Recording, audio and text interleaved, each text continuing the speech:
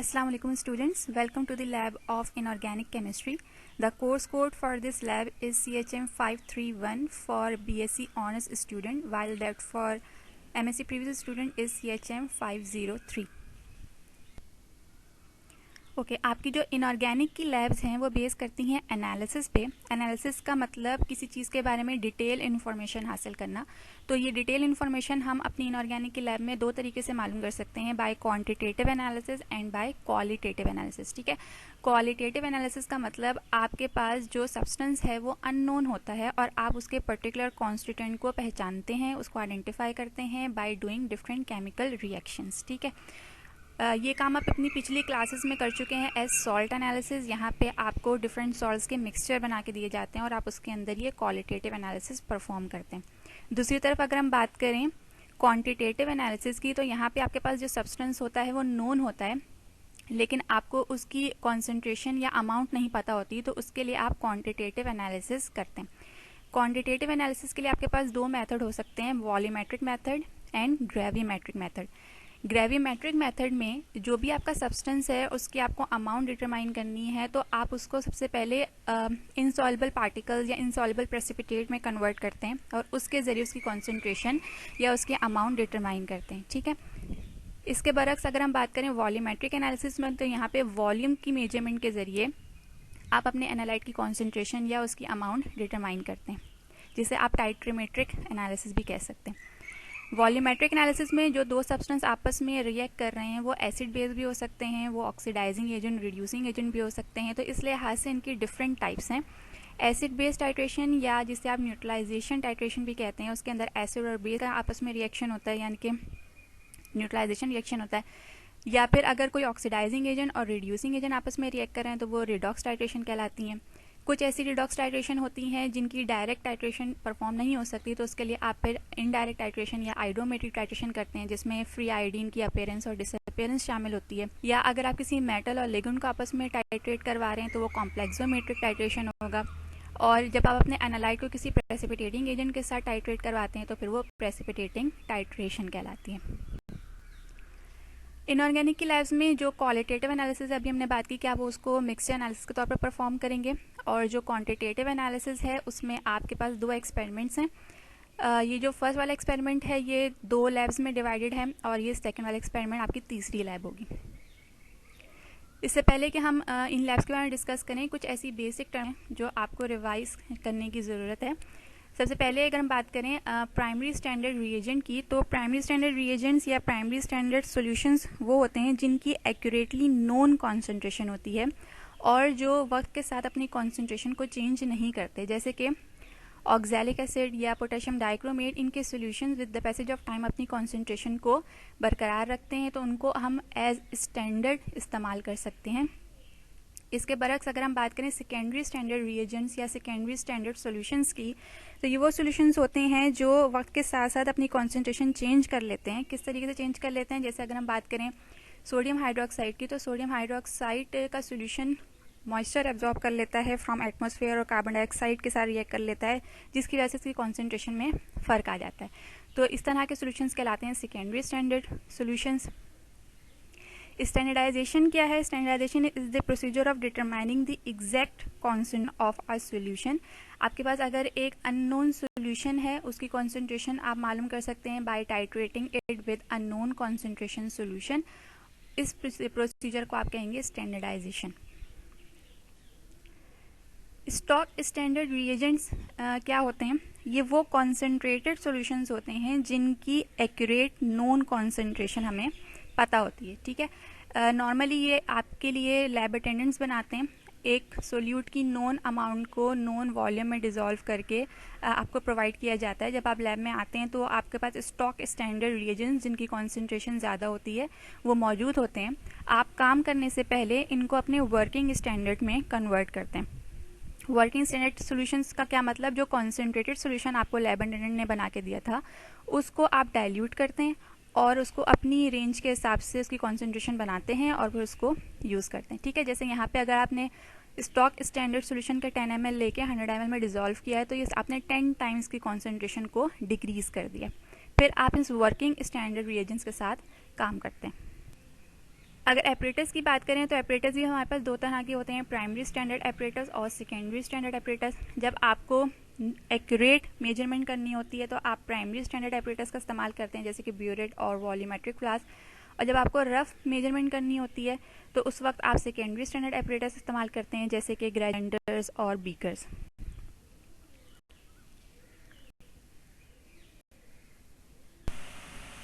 Okay, जो आपकी पहली लैब है इसमें आपको एक मिक्सचर दिया जाता है जो कि 3 एसिड्स पे कंसिस्ट करता है, sulphuric acid, oxalic acid and boric acid. और इन तीनों एसिड्स की आपको पर्टिकुलर कॉन्सेंट्रेशन मालूम करनी होती है। ठीक है, तो सबसे पहले इनकी अगर हमें प्रॉपर्टीज़ पता हो तो हम ये काम आसानी से कर सकते हैं। ऑक्सैलिक एसिड ना सिर्फ एक एसिड है बल्कि एक अच्छा रिड्यूसिंग एजेंट भी है। ये अपने 2 प्रोटॉन जब रिलीज़ करता है तो ये डाइबेसिक एसिड के तौर पे बिहेव करता है, और इसका जो ऑक्सलेट आयन है वो अच्छा रिड्यूसिंग एजेंट है, तो ये अपना रिड्यूसिंग एजेंट प्रॉपर्टी भी शो करता है। ठीक है, सल्फ्यूरिक एसिड डाइबेसिक एसिड है और ये स्ट्रॉन्ग एसिड है, आसानी से अपना 2 प्रोटॉन रिलीज कर देता है। बोरिक एसिड बहुत ही वीक एसिड है और मोनोबेसिक इसको इसलिए कहते हैं क्योंकि ये मुश्किल से अपने सिर्फ एक प्रोटॉन को रिलीज करता है। ठीक है, तो इनकी ये प्रॉपर्टीज हैं जिनको यूटिलाइज करते हुए आप इन तीनों की कॉन्सेंट्रेशंस अलग अलग मालूम कर लेते हैं। सबसे पहले अगर इस एसिड मिक्सचर को आप रिएक्ट करवाते हैं with an oxidising agent, for example potassium permanganate, तो क्योंकि सिर्फ इसके अंदर ऑक्सैलिक एसिड ही रिड्यूसिंग एजेंट के तौर पे बिहेव कर सकता है, तो सिर्फ ऑक्सैलिक एसिड इसके साथ रिएक्ट करेगा और बाकी दोनों एसिड इसके साथ रिएक्ट नहीं करेंगे। तो जो कॉन्सेंट्रेशन हमें हासिल होगी वो पर्टिकुलरली ऑक्सैलिक एसिड की कॉन्सेंट्रेशन इस रिएक्शन से हमें हासिल हो सकती है इस एसिड मिक्सचर के अंदर। ठीक है, फिर अगर आप इस एसिड मिक्सचर को रिएक्ट करवाते हैं किसी बेस के साथ, स्ट्रॉन्ग बेस के साथ, फॉर एग्जांपल सोडियम हाइड्रोक्साइड, तो क्योंकि ये तीनों ही एसिड हैं तो ये तीनों ही इसके साथ रिएक्ट करेंगे, लेकिन ऑक्सैलिक एसिड के प्रोटॉन्स और सल्फ्यूरिक एसिड के प्रोटॉन्स मौजूद होते हैं आपके इस एसिड मिक्सचर में, आसानी से रिलीज हुए होते हैं, तो वो प्रोटॉन्स तो आसानी से इसके साथ रिएक्ट कर लेंगे। लेकिन बोरिक एसिड के प्रोटॉन्स क्योंकि इस वक्त रिलीज नहीं हुए होते, इनकी डायरेक्ट टाइट्रेशन पॉसिबल नहीं है, एक बहुत स्ट्रॉन्ग बेस है और एक बहुत ही वीक एसिड है, तो इनका एंड पॉइंट बहुत पुअर आएगा। इसकी वजह से आप इसको मैनिटॉल प्रोवाइड करते हैं। मैनिटॉल के प्रेजेंस में बोरिक एसिड का एक प्रोटॉन रिलीज हो जाता है और फिर जो टाइट्रेशन होती है उसमें आप सिर्फ बोरिक एसिड की कॉन्सेंट्रेशन मालूम कर सकते हैं। ठीक है, तो ये 2 तरीके हैं जिसके ज़रिए आप इन तीनों की कॉन्सेंट्रेशन आसानी से मालूम कर सकते हैं। इस एक एक्सपेरिमेंट को 2 लेयर्स में डिवाइड किया गया है। फर्स्ट ए के अंदर आप रिडॉक्स रिएक्शन करते हैं, जबकि फर्स्ट बी के अंदर आप एसिड बेस रिएक्शन करते हैं। ओके, एक्सपेरिमेंट नंबर 1A में एसिड मिक्सचर के अंदर मौजूद ऑक्सैलिक एसिड की कॉन्सेंट्रेशन मालूम की जाती है। इसको आप रिएक्ट करवाते हैं पोटेशियम परमैंगनेट के साथ। तो ये एक क्वांटिटेटिव एनालिसिस है जो कि वॉल्यूमेट्रिक मेथड के ज़रिए रिडॉक्स रिएक्शन को इस्तेमाल करते हुए की जाती है। इसमें जब पोटेशियम परमैंगनेट और ऑक्सैलिक एसिड रिएक्ट करते हैं तो ये रिएक्शन होता है जिसमें परमैंगनेट आयन कन्वर्ट होता है मैंगनीज +2 में और ऑक्सलेट आयन कन्वर्ट होता है कार्बन डाइऑक्साइड में। ये एक इनकम्प्लीट अनबैलेंस्ड इक्वेशन है, इसको आपने कंप्लीट और बैलेंस करना है with the help of ion electron method. Ion electron method में रिएक्टेंट की जो हाफ इक्वेशन है, सबसे पहले तो उसको अलग अलग कर लेते हैं। जैसे कि परमैंगनेट आयन कन्वर्ट हो रहा है मैंगनीज +2 में, तो उसको आपने अलग कर लिया। इसमें सबसे पहले वो एलिमेंट बैलेंस किए जाते हैं जो कि ऑक्सीजन और हाइड्रोजन नहीं होते। तो मैंगनीज यहाँ पे भी एक था, इस तरफ भी एक है, इसको बैलेंस करने की ज़रूरत नहीं है। अब हमें ऑक्सीजन को बैलेंस करना है, तो ऑक्सीजन को बैलेंस करने के लिए आयन इलेक्ट्रॉन मेथड में वाटर का इस्तेमाल किया जाता है। यहाँ पे 4 ऑक्सीजन थे, उसको बैलेंस करने के लिए 4 वाटर मॉलिक्यूल ऐड कर दिए। वाटर मॉलिक्यूल ऐड करने के बाद इस तरफ हाइड्रोजन का इजाफा हो गया। हाइड्रोजन को आयन इलेक्ट्रॉन मेथड में बैलेंस करने के लिए प्रोटॉन का इस्तेमाल किया जाता है। तो इन 8 हाइड्रोजन को बैलेंस करने के लिए इस तरफ 8 प्रोटॉन्स ऐड कर दिए।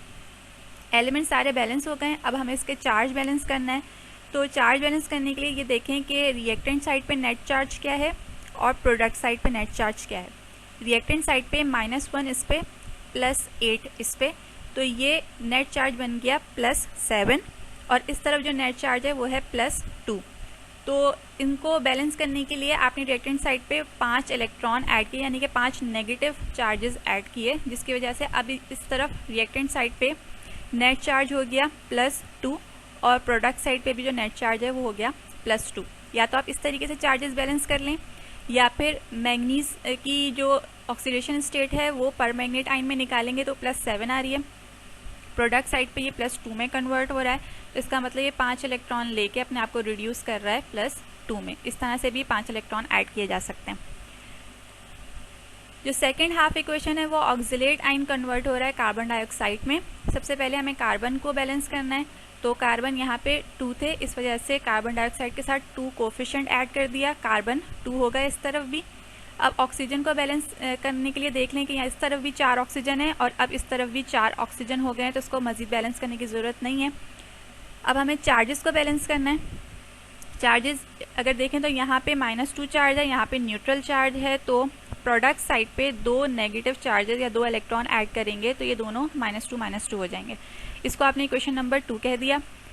ये हाफ इक्वेशन है ऑक्सीडाइजिंग एजेंट और रिड्यूसिंग एजेंट की, क्योंकि इनके दरमियान रिडॉक्स रिएक्शन हो रहा है और रिडॉक्स रिएक्शन में नंबर ऑफ इलेक्ट्रॉन्स गेन और लूज बराबर होते हैं। यहाँ पे 5 इलेक्ट्रॉन गेन हो रहे हैं, यहाँ पे 2 इलेक्ट्रॉन लूज हो रहे हैं, तो उनको बराबर होना ज़रूरी है। इसलिए आपने इक्वेशन नंबर 2 को इक्वेशन नंबर 1 को मल्टीप्लाई कर दिया 2 से, इस इक्वेशन को 2 से मल्टीप्लाई कर दिया तो नंबर ऑफ इलेक्ट्रॉन इसके 10 हो जाएंगे, और इक्वेशन नंबर जो 2 है उसको मल्टीप्लाई कर दिया 5 से, तो इसके भी नंबर ऑफ इलेक्ट्रॉन 10 हो जाएंगे। ठीक है, उसके बाद फिर ये 10 इलेक्ट्रॉन कैंसिल हो जाएंगे। कैंसिल होने के बाद जो रिएक्टेंट और प्रोडक्ट है उसको आपने मिला के लिख दिया, तो ये आपकी एक नेट इक्वेशन बन गई। ठीक, इसके अंदर रिएक्टेंट साइड पे जो मैंगनीज आयन है उसमें ऑक्सीडेशन स्टेट है +7 और वो प्रोडक्ट साइड पे मैंगनीज +2 में कन्वर्ट हो रहा है। डी ब्लॉक का एलिमेंट है और हमें ये पता है कि डी ब्लॉक के elements variable oxidation state show करते हैं और डिफरेंट कलर्स शो करते हैं। तो मैंगनीज +7 का कलर पिंक है और मैंगनीज +2 के अंदर ये कलरलेस हो जाता है। इसके अलावा जो मोल रेशियो आया है परमैंगनेट और ऑक्सिलेट का, वो हमें पता चल गया इस इक्वेशन के से कि वो 2:5 है, यानी कि 2 मोल परमैंगनेट 5 मोल ऑक्सिलेट से रिएक्ट करते हैं। अच्छा, ये जो इक्वेशन है इसके अंदर जो प्रोटॉन्स हैं वो ये बता रहे हैं कि ये रिएक्शन एसिडिक मीडियम में हो रहा है। एसिडिक मीडियम होने का मतलब कि हमें एसिड का इस्तेमाल करना पड़ेगा जब हम इन दोनों को आपस में रिएक्ट करवाते हैं, तभी जो मैंगनीज +7 है वो मैंगनीज +2 में कन्वर्ट होगा, यानी कि एसिडिक मीडियम की प्रेजेंस में मैंगनीज कम्प्लीटली रिड्यूस हो जाता है मैंगनीज +2 में। अगर आप एसिडिक मीडियम प्रोवाइड नहीं करेंगे, इसको न्यूट्रल मीडियम में परफॉर्म करना चाहेंगे, तो मैंगनीज +7 मैंगनीज +4 तक में ही सिर्फ रिड्यूस हो पाएगा, +2 तक रिड्यूस नहीं हो पाएगा, तो इसकी इनकम्प्लीट रिडक्शन होगी। इस वजह से आप कंप्लीट रिडक्शन करने के लिए एसिडिक मीडियम में इस रिएक्शन को परफॉर्म करते हैं। ठीक है। अच्छा, इसके अलावा पोटेशियम परमैंगनेट से जब आप डील करते हैं तो potassium permanganate is a secondary standard substance, जिसकी वजह से सबसे पहले इसको इस्तेमाल करने से पहले स्टैंडर्डाइज किया जाता है विद स्टैंडर्ड ऑक्सैलिक एसिड। ये सेकेंडरी स्टैंडर्ड क्यों है? क्योंकि जिस वाटर के अंदर आप पोटेशियम परमैंगनेट को डिजोल्व करके रखते हैं, ये उसको भी ऑक्सीडाइज करना शुरू हो जाता है और ये कन्वर्ट हो जाता है खुद ब्राउन प्रेसिपिटेट, जिसमें मैंगनीज +4 का ऑक्साइड शामिल है, और जो वाटर होता है वो कन्वर्ट हो जाता है डिजोल्व ऑक्सीजन में। तो ये इस वजह से जो इसके पुराने सॉल्यूशंस होते हैं वो ब्राउन कलर के प्रेसिपिटेट शो कर रहे होते हैं। इसके अलावा जो परमैंगनेट आयन है वो लाइट सेंसिटिव भी है, वो लाइट की प्रेजेंस में मैंगनेट आयन में कन्वर्ट हो जाता है, मैंगनेट आयन का कलर ग्रीन होता है। तो ये दो ऐसे रिएक्शंस हैं जिसकी वजह से पोटेशियम परमैंगनेट का solution with the passage of time अपनी कॉन्सेंट्रेशन चेंज कर लेता है। ठीक है, आपका जो रिएक्शन है उसकी सिर्फ इक्वेशन यही होगी। ये दो जो इक्वेशंस हैं वो सिर्फ आपको ये समझाने के लिए हैं कि ये सेकेंडरी स्टैंडर्ड क्यों है। ओके, अगर प्रोसीजर की बात करें तो सबसे पहले कुछ डाइल्यूशंस करनी होती हैं काम स्टार्ट करने से पहले, क्योंकि आपको ये बताया गया था कि आपके पास स्टॉक सॉल्यूशंस होते हैं जिसे आप वर्किंग सॉल्यूशंस में कन्वर्ट करते हैं। तो सबसे पहली जो डाइल्यूशन करनी होती है वो होती है उस स्टैंडर्ड ऑक्सैलिक एसिड की जो आप पोटेशियम परमैंगनेट की स्टैंडर्डाइजेशन के लिए इस्तेमाल करते हैं। ठीक है, स्टॉक स्टैंडर्ड सॉल्यूशन आपके पास ऑक्सैलिक एसिड का मौजूद होता है 0.05 मोलर का। इसकी आपको 10 टाइम्स डाइल्यूशन करनी होती है और फिर उस डाइल्यूटेड स्टैंडर्ड ऑक्सैलिक एसिड को आप इस्तेमाल करते हैं। 10 टाइम डाइल्यूशन का मतलब इसका आप एग्जैक्टली 10 ml यानी कि पाइपेट के जरिए आप लेंगे, एग्जैक्ट इसकी वॉल्यूम चाहिए आपको, तो 10 ml लेके आप ट्रांसफ़र करते हैं वॉल्यूमेट्रिक फ्लास्क में, 100 ml तक इसका वॉल्यूम मेकअप कर देते हैं। ये आपका वर्किंग स्टैंडर्ड बन जाता है ऑक्सैलिक एसिड के लिए, जिसकी कॉन्सेंट्रेशन 0.005 मोलर होती है। ठीक है, एक तो डाइल्यूशन आप ये कर लेते हैं अपने पास। इसको आपने रिएक्ट करवाना है पोटेशियम परमैंगनेट के साथ। तो पोटेशियम परमैंगनेट जो आपको प्रोवाइडेड होता है लैब में वो ये स्टॉक पोटेशियम परमैंगनेट जिसकी कॉन्सेंट्रेशन ज़्यादा होती है वो प्रोवाइडेड होता है। इससे आप अपना वर्किंग सोल्यूशन बनाते हैं। वर्किंग सोल्यूशन बनाने के लिए आप स्टॉक में से 20 ml ले लेते हैं with the help of graduated cylinder और उसको एक बीकर में ट्रांसफ़र करके 200 ml तक इसका वॉल्यूम मेकअप कर देते हैं। ठीक है, इस वाले पोटेशियम परमैंगनेट को आप इस्तेमाल करेंगे जो कि आपका वर्किंग पोटेशियम परमैंगनेट होगा। इसकी भी आपने 10 टाइम्स डाइल्यूशन कर ली, यानी कि 10 टाइम्स इसकी कॉन्सेंट्रेशन को कम कर लिया। तीसरी जो आपको डाइल्यूशन करनी है वो उस सैंपल सोल्यूशन की जिसे आप एसिड मिक्सचर कह रहे हैं, जो कि 3 एसिड का मिक्सचर है जिसके अंदर ऑक्सैलिक एसिड, सल्फ्यूरिक एसिड और बोरिक एसिड शामिल है। उसका भी जो सैंपल सोल्यूशन है वो स्टॉक होता है, उसकी कॉन्सेंट्रेशन ज़्यादा होती है।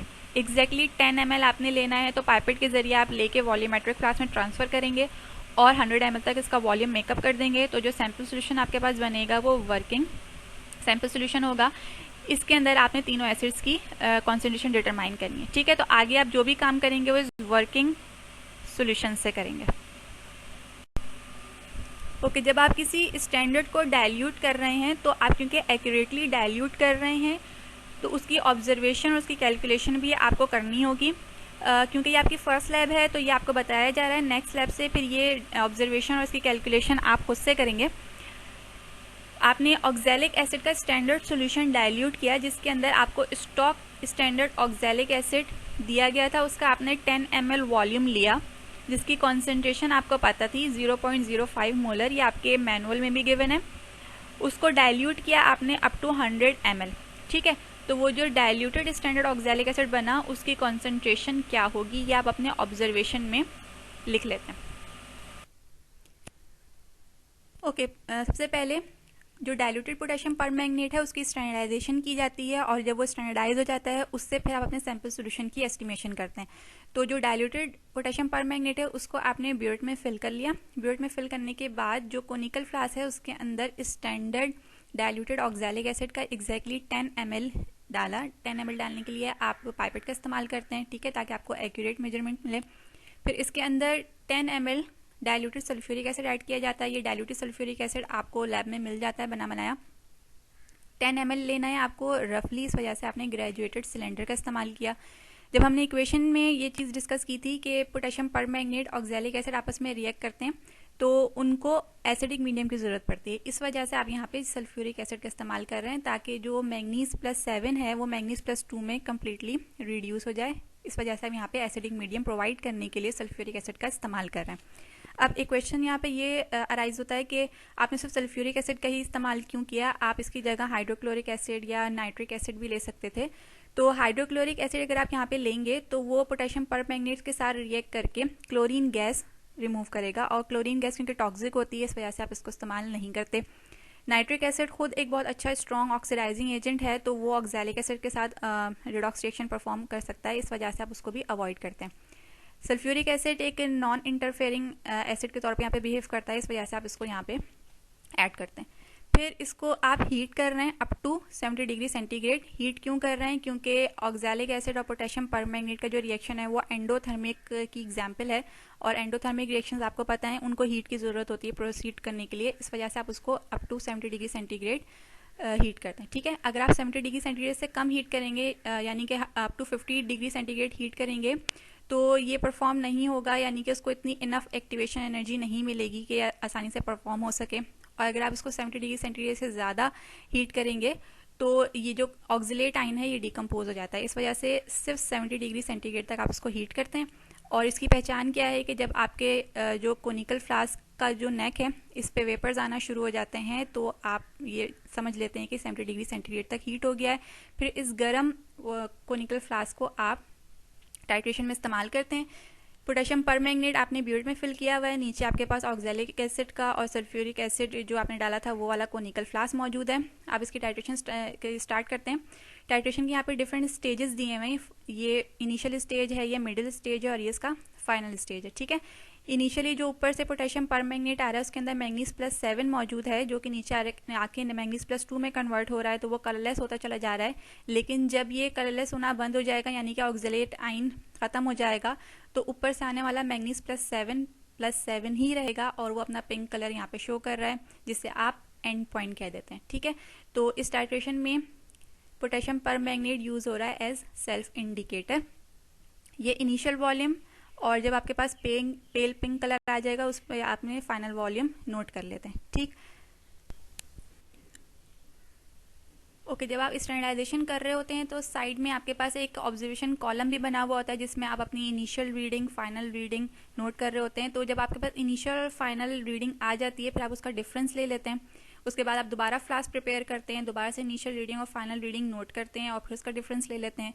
दो सिमिलर डिफरेंस जब आपके पास आ जाते हैं, चाहे वो 2 दफ़ा में आए या 3 दफ़ा में आए, जब आपके पास 2 डिफरेंस सिमिलर आ जाते हैं तो उसको आप कॉन्कॉर्डेंट रीडिंग का नाम दे देते हैं। ठीक है, यहाँ पे हमने कॉन्कॉर्डेंट रीडिंग को रिप्रेजेंट किया है CBR1 से। CBR का मतलब कॉन्कॉर्डेंट ब्यूरेट रीडिंग 1, जो कि स्टैंडर्डाइजेशन की कॉन्कॉर्डेंट ब्यूरेट रीडिंग होगी उसको आप CBR1 से रिप्रेजेंट कर रहे हैं। जब भी आप ऑब्जर्वेशन कॉलम बनाएंगे तो उसके ऊपर उन रिएजेंट्स के बारे में इंफॉर्मेशन देंगे जो आप अपने कोनिकल फ्लास्क में या ब्यूरेट में ऐड किए थे।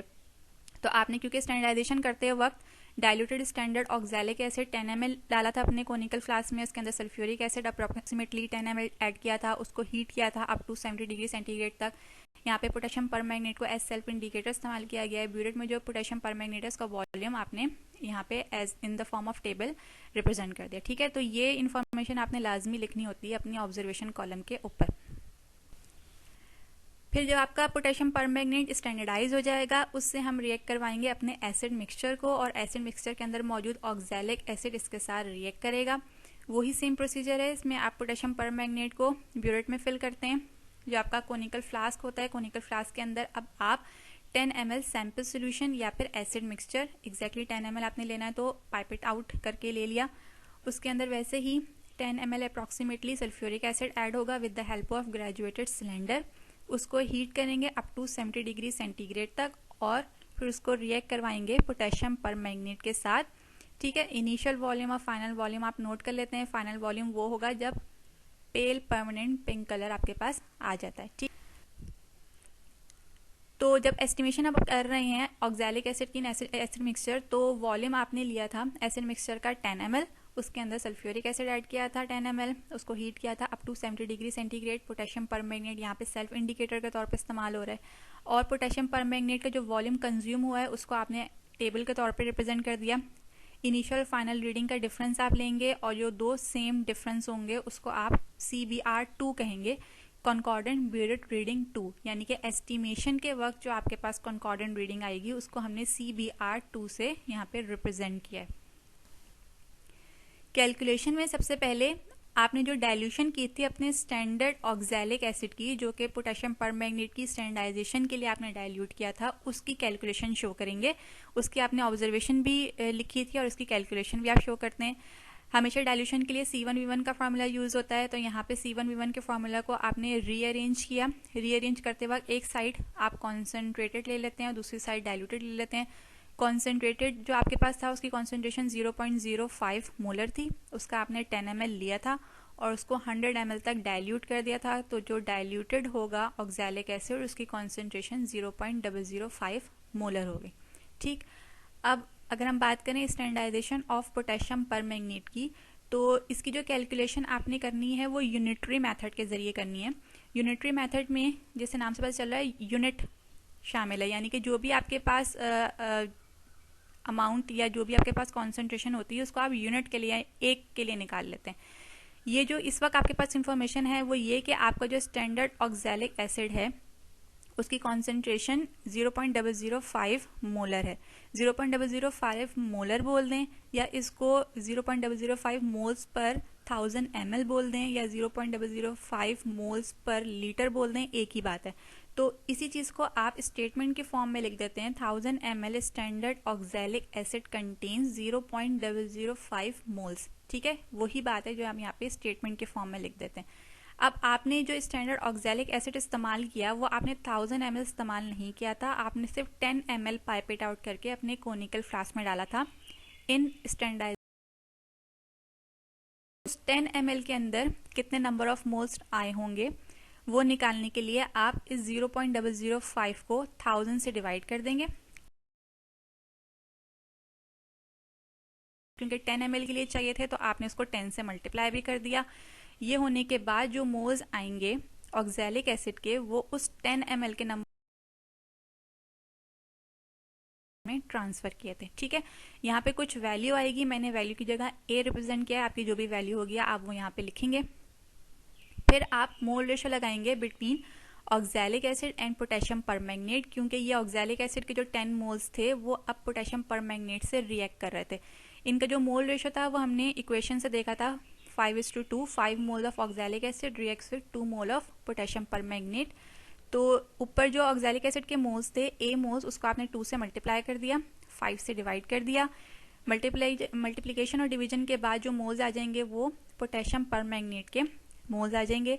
ये वो मोल्स होंगे पोटेशियम परमैंगनेट के जो आपके ब्यूरेट में से नीचे आके रिएक्ट कर रहे थे। इसका मतलब ये जो बी मोल्स हैं ये उस कॉन्कॉर्डेंट ब्यूरेट के अंदर उतने ml के अंदर मौजूद होंगे। ठीक है, आपने क्योंकि पोटेशियम परमैंगनेट की स्टैंडर्डाइजेशन करनी है, उसकी मोलैरिटी मालूम करनी है, तो मोलैरिटी हमेशा 1000 ml में होती है, तो आपने 1000 ml के अंदर पोटेशियम परमैंगनेट के मोल्स निकालने। उसके लिए आप B को डिवाइड कर देंगे CB1 यानी कि उस ml से जो कि कॉन्कॉर्डेंट ब्यूरेट रीडिंग आई थी, और मल्टीप्लाई कर देंगे 1000 से। तो अब जो आपके पास मोल्स आएंगे पोटेशियम परमैंगनेट के वो 1000 ml के अंदर होंगे, जिसे आप पोटेशियम परमैंगनेट की कॉन्सेंट्रेशन भी कह सकते हैं। ठीक है, C मोल्स, इसकी जो मोल्स हैं 1000 ml में, इसे आप C मोलर भी कह सकते हैं। ओके, अब हमें एस्टिमेशन करनी है उस ऑक्सैलिक एसिड की जो हमारे एसिड मिक्सचर में मौजूद है, उसकी कैलकुलेशन भी यूनिटरी मेथड के जरिए ही होगी। तो यूनिटरी मेथड के लिए जो हमारे पास इन्फॉर्मेशन इस वक्त है वो ये कि जो पोटेशियम परमैंगनेट है उसकी मोलैरिटी C मोलर आई थी, यानी कि C मोल्स इन 1000 ml। इसको स्टैंडर्ड पोटेशियम परमैंगनेट क्यों कह रहे हैं, क्योंकि अभी स्टैंडर्डाइज हो चुका है। ठीक है, 1000 ml के हमारे पास नंबर ऑफ मोल्स मौजूद हैं, लेकिन आपने पोटेशियम परमैंगनेट को 1000 ml इस्तेमाल नहीं किया था, आपने उसको उतना इस्तेमाल किया था जो कि ब्यूरेट के अंदर से ट्रांसफर हो रहे थे कोनिकल फ्लास्क में, यानी कि कॉन्कॉर्डेंट ब्यूरेट रीडिंग के नंबर ऑफ मोल्स। तो उस कॉन्कॉर्डेंट ब्यूरेट रीडिंग के नंबर ऑफ मोल्स निकालने के लिए, यानी कि CbR2 जो वॉल्यूम है उसके नंबर ऑफ मोल्स निकालने के लिए C को डिवाइड किया 1000 से और मल्टीप्लाई कर दिया CbR2 से। तो इस CbR2 के अंदर जो मोल्स आएंगे पोटेशियम परमैंगनेट के वो आ जाएंगे D मोल्स सपोज। फिर ये जो मोल्स ऊपर ब्यूरेट रीडिंग से आ रहे थे और नीचे आके कोनिकल फ्लास्क में रिएक्ट कर रहे थे, उनके दरमियान होने वाला रिएक्शन था potassium permanganate versus oxalic acid, जो कि 2:5 के रेशियो से रिएक्ट कर रहे थे। ये हमें इक्वेशन से पता चला था। ये जो D मोल्स हैं वो 5 से मल्टीप्लाई हो जाएंगे और 2 से डिवाइड हो जाएंगे। मल्टीप्लिकेशन और डिवीजन के बाद जो मोल्स आएंगे वो उस ऑक्सैलिक एसिड के आएंगे जो कि एसिड मिक्सचर के अंदर मौजूद था।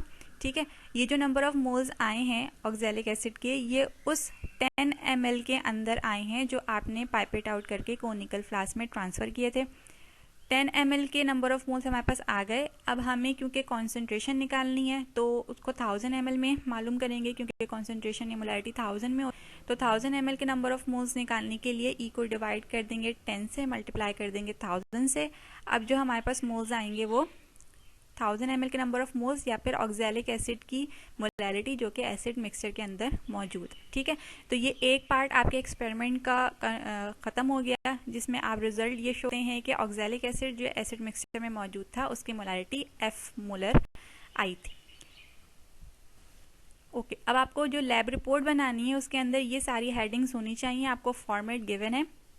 सबसे पहले आप ऑब्जेक्ट लिखेंगे अपने एक्सपेरिमेंट 1A का जो ऑब्जेक्ट है वो लिखेंगे। इसके बाद आप इसकी थ्योरी लिखेंगे। थ्योरी के अंदर जो भी आपके साथ पॉइंट डिस्कस किए गए हैं वो आप समराइज करके एक पैराग्राफ में और हाफ पेज के अंदर थ्योरी लिखेंगे। हाफ पेज से ज़्यादा थ्योरी नहीं होनी चाहिए।